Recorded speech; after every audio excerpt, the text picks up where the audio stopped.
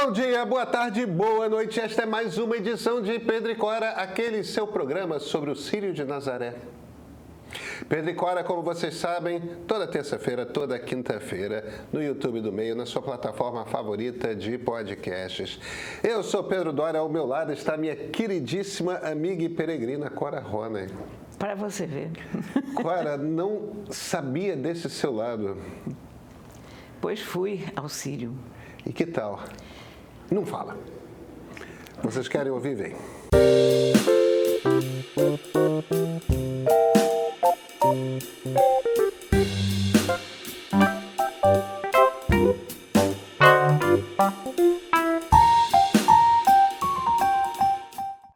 Cora, eu acompanhei pelo Instagram, mas agora eu quero que você me conte de fato. E aí, que tal? Belém do Pará durante o Círio de Nazaré, como é que foi a experiência? Resumindo em uma palavra, é assombroso. É mesmo? É. Conta. É exatamente assombroso. Eu já tinha estado no Círio uma vez, há mais de 10 anos, não tenho certeza quando. Fui porque Fafá de Belém, que é minha amiga há muitos e muitos anos, me convidou.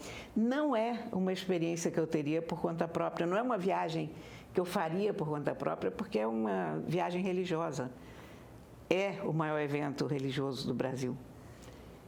E eu não tenho interesse por religião, eu sou ateia, eu não chego a ser uma ateia militante, mas você sabe que os ateus têm uma certa... Eu, na verdade, sou um ateu muito interessado por religião. Eu me interesso por religiões, mas as manifestações religiosas me deixam um pouco cabreira. Entendi. E eu fui porque a Fafá disse, não, você não está entendendo o que é, uma coisa maravilhosa. E eu fui, nessa época. Ela fez, naquela época, ela estava começando a fazer uma coisa chamada Varanda de Nazaré. Até aquele momento, não é que o Círio fosse uma coisa secreta, o Círio tinha milhares de pessoas, mas era um evento que ninguém fora do Pará conhecia. E a Fafá começou essa divulgação do Círio direto e chamava as pessoas e fazia aquela varanda e uma coisa cada vez mais caprichada. Parecido um pouco com o camarote do Gilberto Gil. Eu estava pensando nisso. No Carnaval Baiano, né? O camarote 2222. Você tinha aquele Carnaval da Bahia, mas era um carnaval que os baianos sabiam. E depois, com o camarote 2222 e as outras coisas que foram acontecendo, aquilo ganhou um contorno nacional, se não internacional. Virou um evento gigantesco, né? E acho que com o Círio aconteceu isso, porque o Círio que eu vi dessa vez foi muito maior do que o Círio que eu vi no passado. Agora, pensa nisso, uma cidade amazônica. Aquela coisa gloriosa que é a região amazônica. Meu Deus, como eu amo. Com todo o calor que a gente sente, a viagem é muito difícil. Você pega um voo direto, são poucos voos diretos. O voo direto dura 3 horas. Vai lotado. Os horários são sempre muito esquisitos. Você sempre chega lá 1h da manhã, ou 2, ou 3, ou sai às 6 da manhã. E aí a gente pensa, meu Deus, eu vou sair da minha casa, eu vou pegar esse avião e vou me meter num monte de gente. Assim, eu sou um pouco bicho do mato. Eu tenho um lado bicho do mato que com os anos está cada vez mais forte. Então, eu fazia todas essas elucubrações e digo, gente, aí você chega no Pará. O cheiro é diferente. No dia seguinte, nós fomos almoçar numa ilha. Aquele momento em que você entra no barco, dentro do rio, e aquela floresta em volta, e eu não consigo te dizer o quanto isso me comove, mexe comigo, me renova de uma certa maneira, sabe? eu juro para você, eu entro nesse barco, eu tenho vontade de chorar. Eu não sou uma pessoa que chora por qualquer coisa, mas para mim é tão emocionante esse contato com o rio e com a floresta. Não sei descrever. Realmente não sei descrever. A parte inicial do Círio é uma procissão pelo mar, não é isso? Pelo rio. O Círio tem 12 procissões. São 12 procissões. São 12 procissões, que eu até peguei aqui, porque, olha, é uma coisa complicadíssima, porque, primeiro, é uma santa peregrina, né? São duas. Porque tem a Nossa Senhora de Nazaré, que não sai do cantinho dela, e aí tem a imagem peregrina, que é essa que sai. Então, a primeira procissão oficial, ela é na sexta-feira que antecede o Círio, então ela é trasladada para uma cidadezinha chamada Ananindeua. De lá tem uma romaria rodoviária. Vai até a vila de Iquaraci.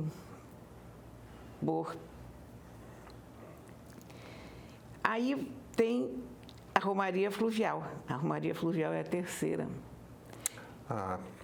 Essa realmente é a primeira. Em Belém. É em Belém. Ou na direção de Belém. Ela já chega, ela vai através do Rio Guamá, ela sai de Iquaraci até a escada do cais. Aí lá ela é recebida por um monte de motos e tem uma romaria de moto e por aí vai. Cada trechinho é praticamente uma procissão. Esse dia nós fomos almoçar e passamos o dia nessa ilha e foi aquele momento em que você pensa, não, eu faria essa viagem toda só para entrar nesse barco, só para andar nesse rio. Quantas vezes foi, é por isso que eu vou tanto à Amazônia, porque realmente eu sempre tenho a sensação, meu Deus, essa viagem é um perrengue, não sei o quê. E na hora que eu chego, eu digo, vale tudo, merece 12 horas de avião, merece 20 horas de avião. Porque é uma natureza deslumbrante. É um mundo completamente diferente, um outro tempo.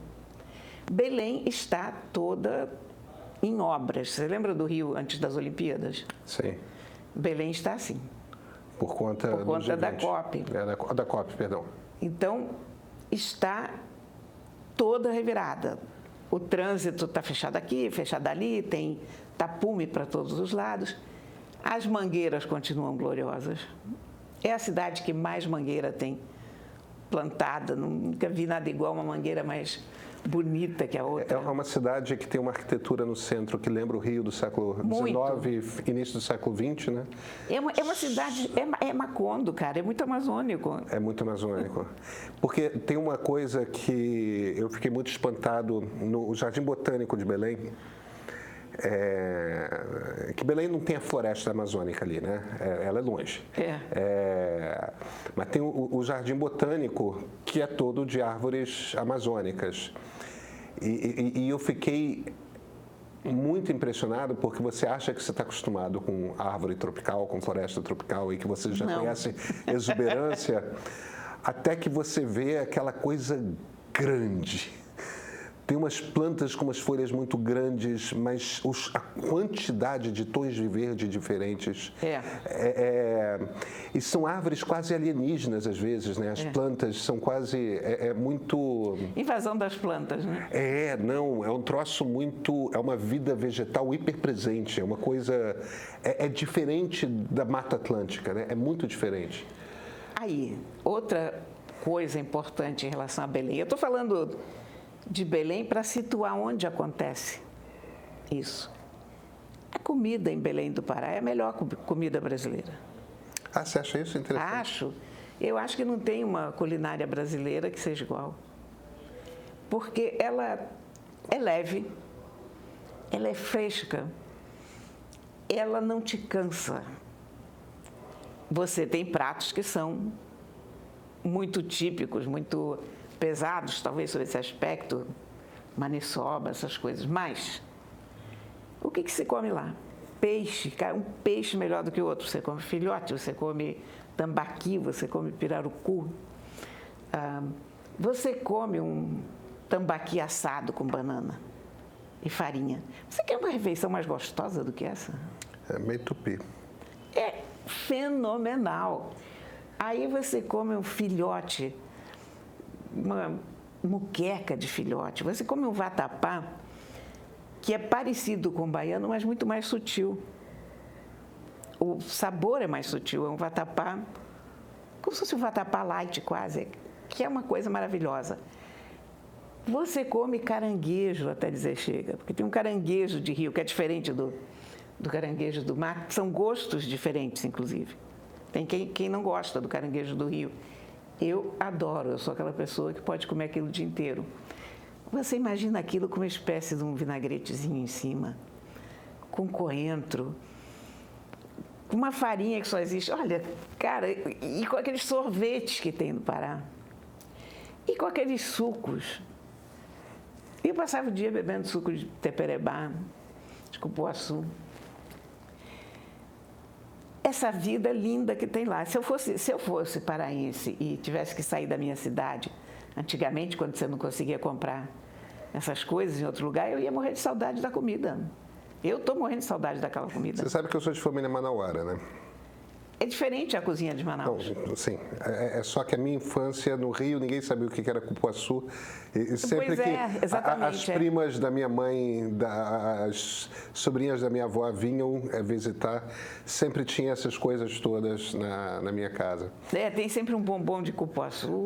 A gente chamava de bala de cupuaçu na época. É bombom. Que eu acho que aí que virou bombom depois, mas... Olha, então essa coisa gastronomicamente perfeita. Calor, muito calor. Aquela chuva clássica, em Belém todos os dias chove às 5 da tarde, mais ou menos. Os encontros são marcados depois da chuva. Você não marca 6 horas, depois da chuva a gente se encontra. Com essa seca, essa chuva não está mais acontecendo. Isso faz uma falta terrível, porque isso é aquela refrescada básica que te permite sobreviver. Claro. Um dos dias que eu estava, por acaso, choveu. E foi assim, graças a Deus choveu. Uma coisa que era rotineira na cidade. Bom, o Círio é basicamente uma procissão, essa coleção de procissões que pegam essa imagem da Santa, levam a Belém.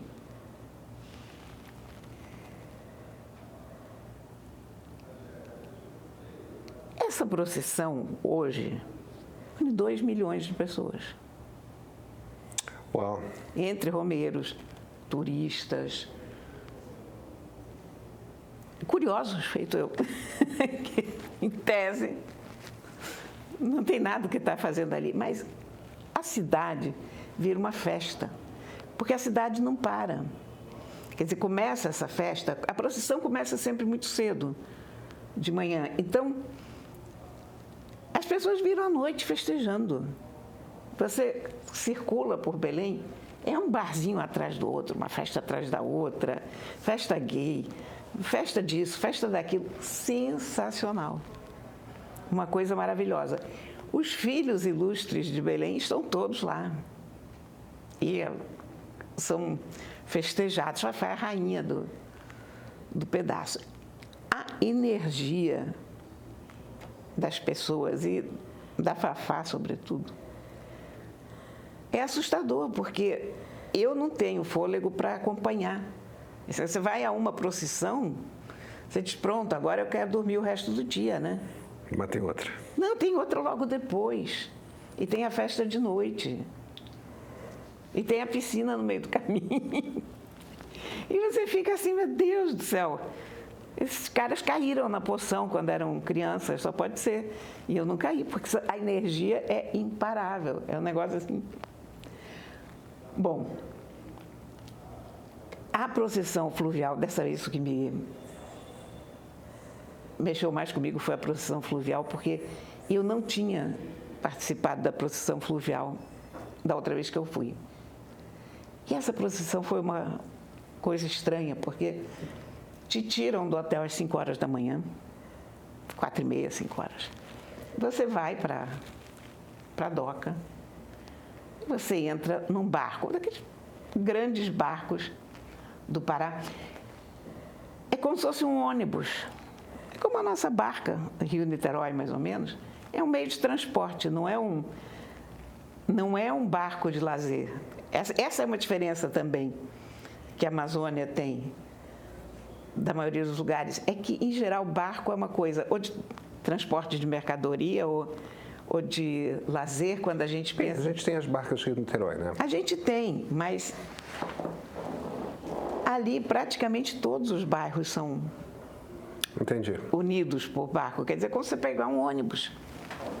É um ônibus. Quer dizer, quando você fala em barco, em Belém, não é ideia de lazer que vem na tua cabeça. Aqui, para a gente, também tem uma diferença, que nós chamamos as nossas barcas de... A gente chama de barca. A gente chama de barca, a gente não chama de barco. A gente fala a palavra barco aqui, imediatamente a gente pensa em velejar ou remar, ou fazer alguma coisa, mas você não pensa em transporte, não é a primeira associação que você faz. Você entra nesse barco, o barco cheio de cadeiras e tal, e você senta lá e não são cadeiras presas, assim, esse barco que a gente pegou, pelo menos, tinha cadeiras que você dispõe, faz grupinhos, fica conversando, e parece que você está num lugar deserto, porque, poxa, mas me tiraram da cama essa hora por causa disso. O sol começa a nascer. É só você no rio. E você começa a descer o rio. E daqui a pouco tem mais um barco. Daqui a pouco você não sabe de onde aparece um terceiro barco. Quando você olha, são 250 barcos. Uau! 250 barcos esse ano. É mais ou menos a média. E uma hora que você olha para trás, você acha que aquilo ali é um cais, porque é um barco atrás do outro. Mas não é aquela parede de barcos que vem junto, todos enfeitados. Tem o barco oficial que carrega A Santa. a Santa. A Fafá, a certa altura, saiu do nosso barco, da Varanda de Nazaré, que era esse evento dela, para ir para o barco da Santa. E lá também estava Lula e Janja. Estava governador, enfim, todo mundo que é autoridade, e a Santa. Naquele barco tem, ao lado, barcos da Marinha do Brasil. Aquele é um barco da Marinha. Tem outros barcos da Marinha como segurança e todo mundo quer chegar perto desse barco, você imagina. No caso, não é pelas autoridades, no caso é pela Santa. E você tem uns loucos de jet ski. Que tem 250 barcos, mas eu não sei quantos milhares de jet ski, que ficam cortando e correndo para cá e para lá. Menino. É tenso? Não é tenso. Você pensa racionalmente, eu sempre penso. Toda vez que eu vejo uma multidão, eu sempre penso como é que a gente se safa daqui. Eu começo a pensar uma rota de fuga. Eu sempre penso no que acontece se alguém gritar fogo, por exemplo. Você é mergulhadora, né? A questão é a seguinte, numa procissão fluvial, não tenho medo que gritem fogo, mas você nunca sabe, um barco bate no outro, a mínima coisa num lugar onde tem muita gente pode virar uma grande confusão. É por isso que nesses Kumbh na Índia, morrem sempre 100 pessoas pisoteadas, né? Mas... Então eu olhava e dizia, lá está o barco da segurança da Marinha, lá está não sei o quê, mas não te passa nenhuma sensação de perigo, de tensão. A energia é muito boa. Todo mundo está ali, a rigor, para ser bom. É o seu melhor lado que foi convocado. Bacana. Então, esse aspecto da manifestação religiosa é muito interessante, porque você fala que o negócio tem uma energia, e tem mesmo, tem mesmo. Nós, de noite, fomos ver a procissão do traslado, que é quando a santa sai dessa basílica em que ela chega e vai para a Catedral Metropolitana. Isso, quando eu via da primeira vez, era uma coisa relativamente pequena, era uma coisa que vinha iluminada com velas, era uma coisa mais sossegada, mais reflexiva, digamos. Acabou. Se no dia seguinte tinha 2 milhões, nessa tinha 1 milhão.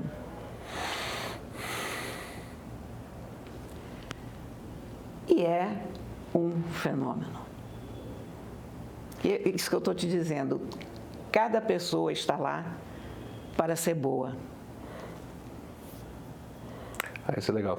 Sabe? Então o clima é bom, é maravilhoso, porque é um pouco como o nosso Réveillon na praia, que é um monte de gente, mas é um monte de gente cheia de esperança, um monte de gente que acha que está vivendo uma virada de página, que quer ser feliz, enfim, a motivação das pessoas é muito boa.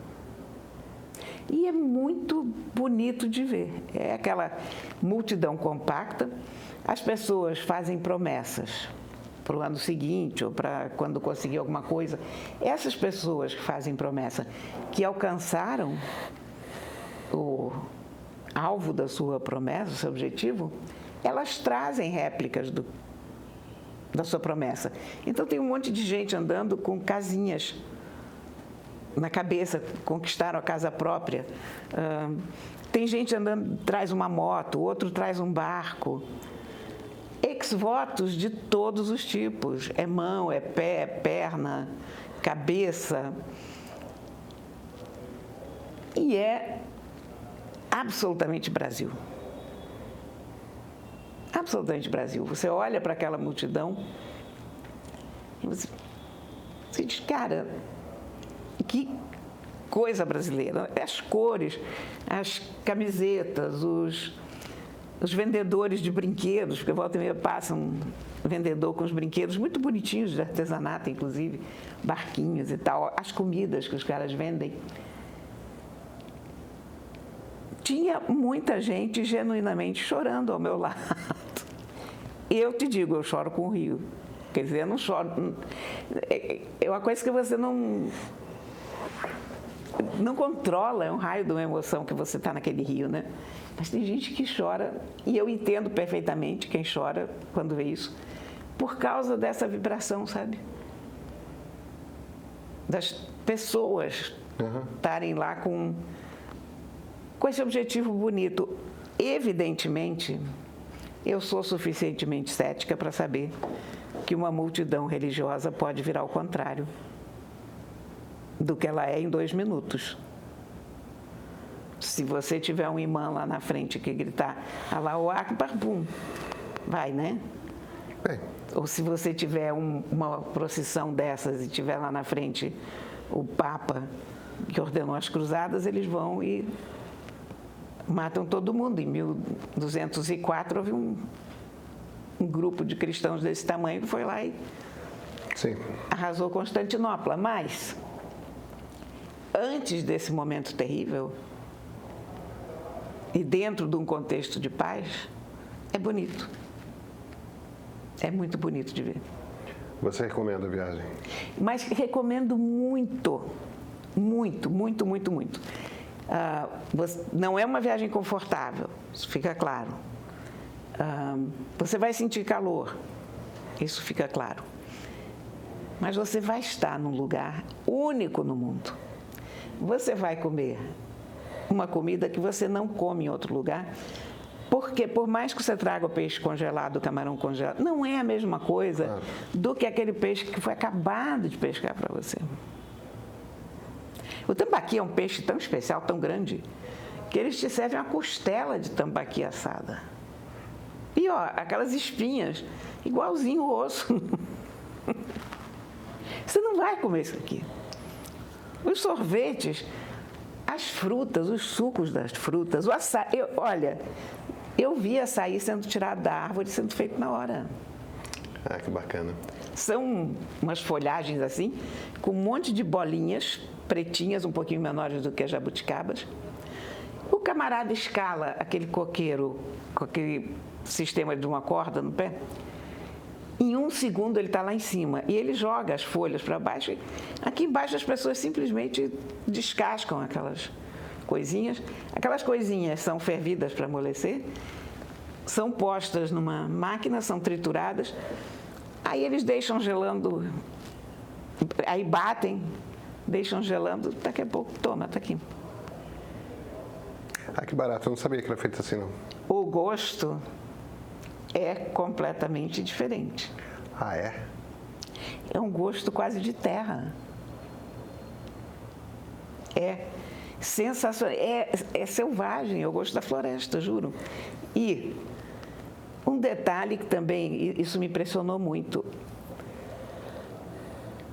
A Fafá me disse que essa moda do açaí pelo mundo inteiro, isso tem prejudicado muito o pessoal.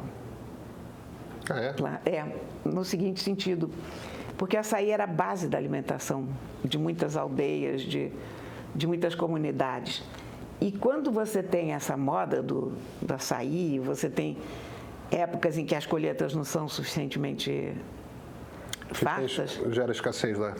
você leva o litro do açaí a R$60. O pessoal lá do interior não tem R$60 para pagar. E o açaí é muito nutritivo. Então as pessoas acabam perdendo uma parte importante da sua nutrição lá. Uau.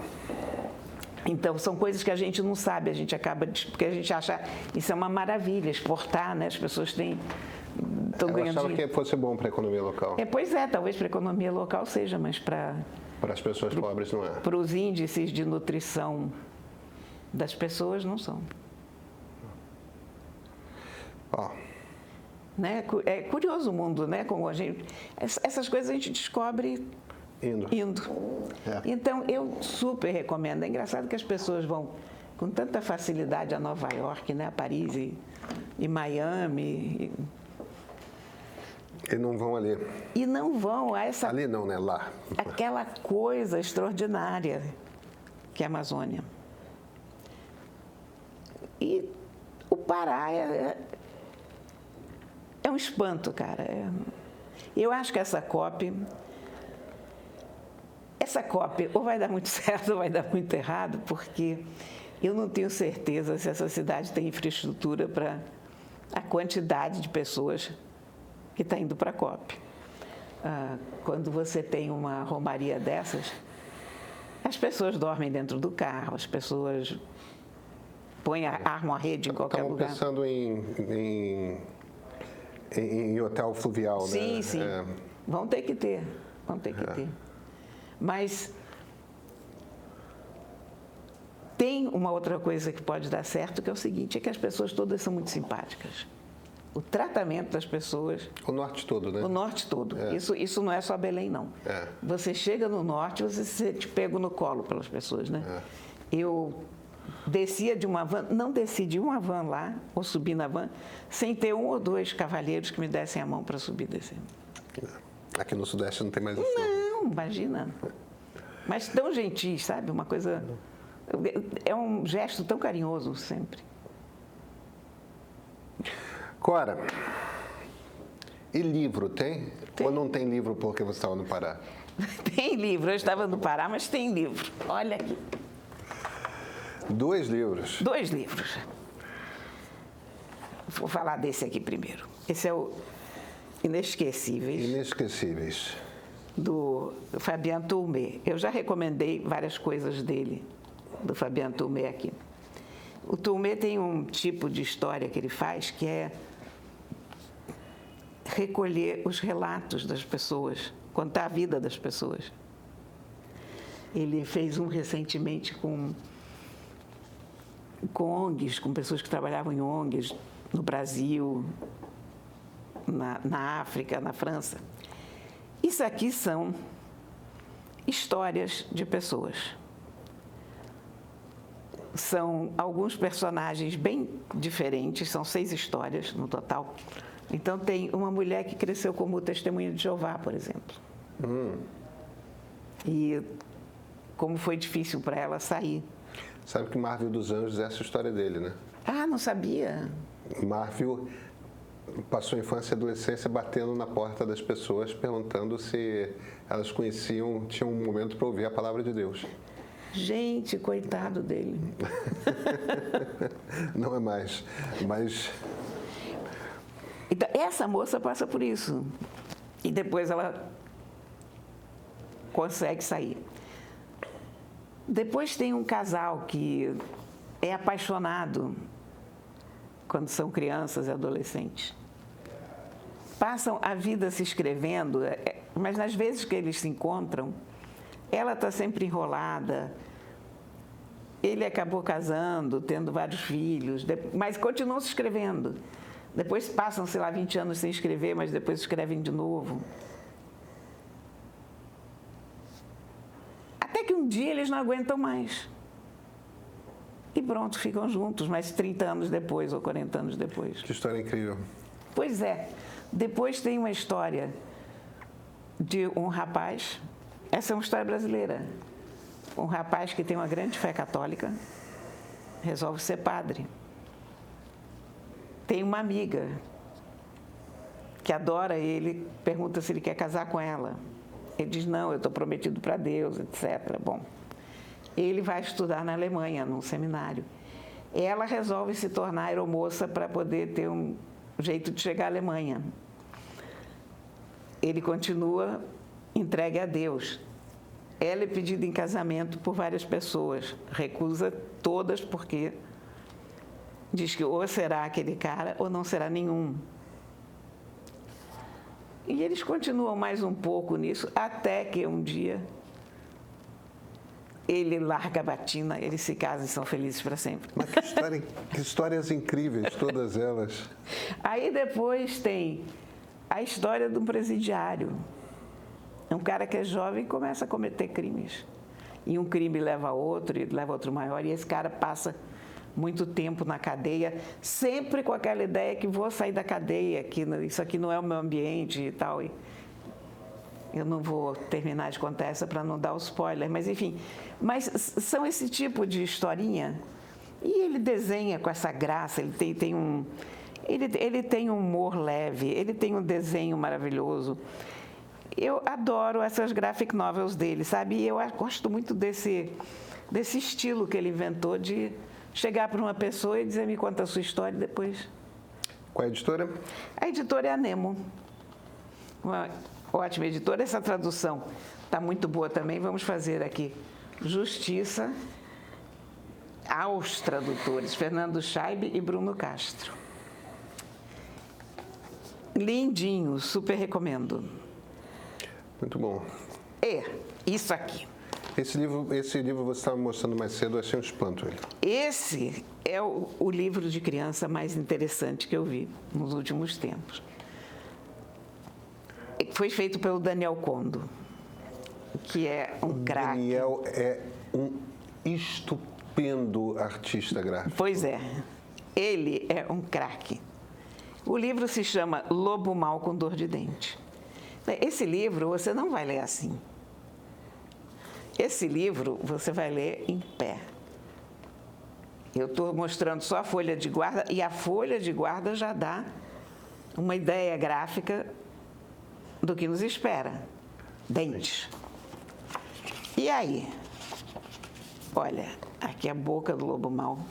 E você imagina, o lobo mau amanhece um dia com uma dor de dentes feroz e pede ajuda. Ele fica tão nervoso com essa dor de dente, ele pede ajuda aos 3 porquinhos. Porquinhos, vocês me ajudam com a dor de dente? Aí os porquinhos vão ver... Olha, eu sei que vocês que estão ouvindo não vão ver, eu vou fazer uma descrição. Mas imaginem um livrinho comprido, aberto na vertical, com a boca do lobo e a cabeça dos 3 porquinhos, olhando. O que faz o lobo mau? Peste. Nhaque. Nhaque. Isso acontece sucessivamente. Aí vem os 7 cabritinhos. Exatamente, vem os 7. Vem todo mundo, até vir você.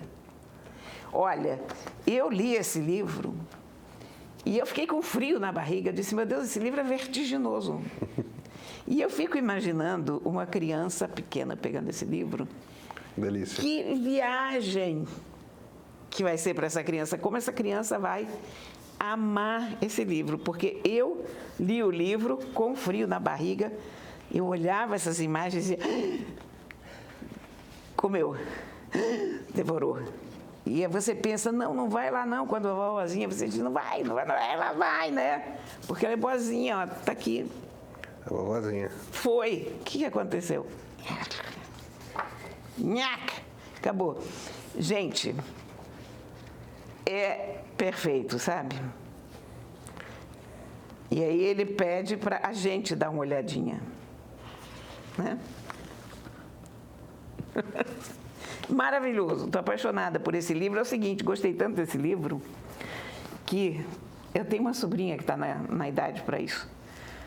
Mas não vou dar para ela não, vou só emprestar, porque é meu. Muito bom. Clara, muitas histórias. Hoje eu fiquei até em silêncio, foi ótimo. Pois é, menino. Você sabe que eu falei tudo isso do Pará, ainda falta coisa, né? Imagina. É uma daquelas viagens que você realmente não esquece. É um estado pequeno, né? Não, e é uma coisa, é tão intenso, é tão bonito, as pessoas são tão carinhosas. As vibrações, você sabe que eu não acredito em religião, mas eu acredito muito em vibração. E as vibrações não podiam ser melhores. Uhum. Eu entendo. Sabe, é muito bonito, é de fato muito bonito. É isso. A gente se fala na quinta. Sim. Até quinta-feira.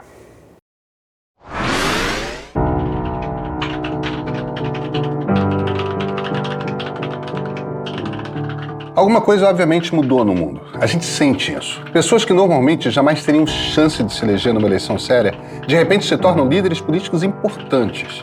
Se alguém perguntasse a um americano, sei lá, uns 10 anos atrás, sobre a ideia de um sujeito como Donald Trump se tornar presidente, que tipo de reação vocês acham que a pessoa teria? Incredulidade, no mínimo.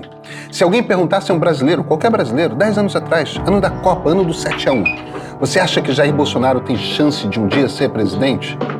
E, no entanto, ambos, com todas as suas limitações, com todas as dificuldades que têm de criar qualquer raciocínio complexo, são líderes de movimentos políticos importantes. São líderes populares de amplo carisma, capazes de arregimentar multidões. São líderes de movimentos radicais que rompem as normas, que apontam para um caminho autoritário, que interferem e transformam o sentido das palavras mais básicas de uma democracia. Liberdade passa a ser a liberdade do forte se impor sobre o fraco. Ditadura passa a ser a do Estado de leis. A política se torna o reforço do dissenso ao invés da busca por consenso. O que aconteceu? Eu sou Pedro Doria, editor do Meio. E esse é o ponto de partida.